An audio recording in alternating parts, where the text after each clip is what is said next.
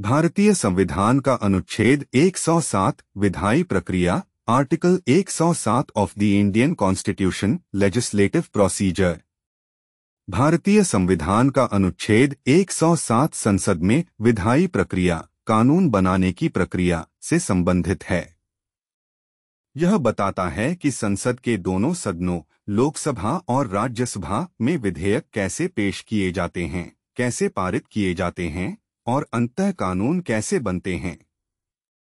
अनुच्छेद 107 के मुख्य प्रावधान।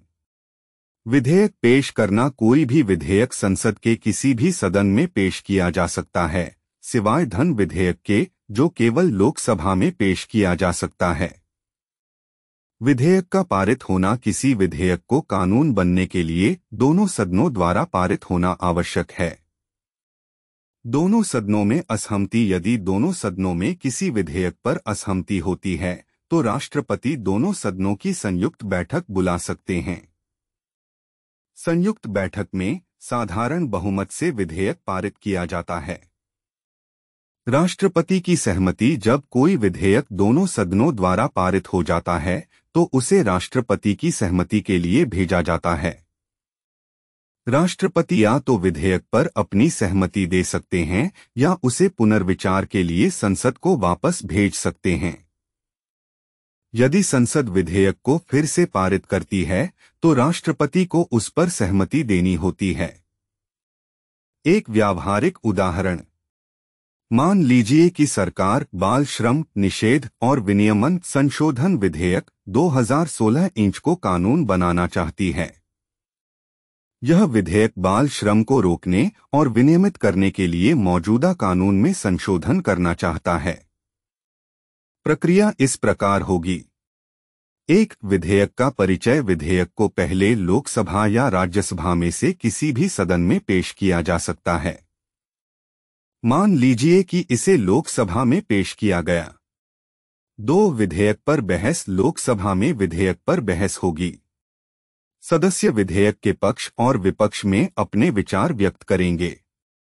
3, विधेयक का पारित होना। लोकसभा। यदि लोकसभा में बहुमत से विधेयक पारित हो जाता है तो इसे राज्यसभा को भेजा जाएगा।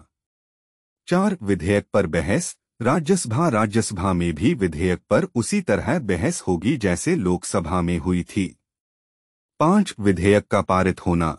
राज्यसभा। यदि राज्यसभा भी विधेयक को बहुमत से पारित कर देती है तो यह माना जाएगा कि विधेयक दोनों सदनों द्वारा पारित हो गया है।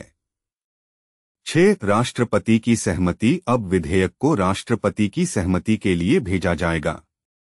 7, राष्ट्रपति की कार्रवाई। राष्ट्रपति विधेयक पर अपनी सहमति दे सकते हैं या वे इसे पुनर्विचार के लिए संसद को वापस भेज सकते हैं। मान लीजिए कि राष्ट्रपति ने सहमति दे दी। 8, कानून का बनना। राष्ट्रपति की सहमति के बाद विधेयक कानून बन जाता है और इसे बाल श्रम निषेध और विनियमन संशोधन अधिनियम 2016 इंच कहा जाएगा।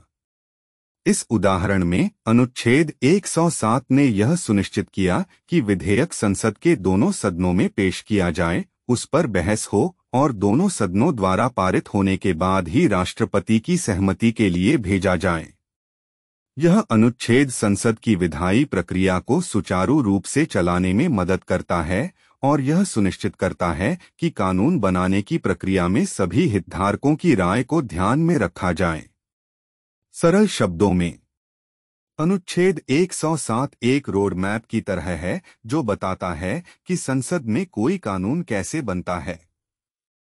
यह सुनिश्चित करता है कि हर विधेयक को ठीक से जांचा जाए, उस पर बहस हो और दोनों सदनों की सहमति हो ताकि एक अच्छा और प्रभावी कानून बनाया जा सके। यह ध्यान रखना महत्वपूर्ण है कि यह सिर्फ एक सरल उदाहरण है।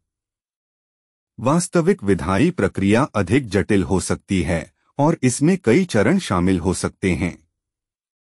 लेकिन अनुच्छेद 107 का मूल उद्देश्य संसद में कानून बनाने की प्रक्रिया को परिभाषित करना और उसे नियंत्रित करना है।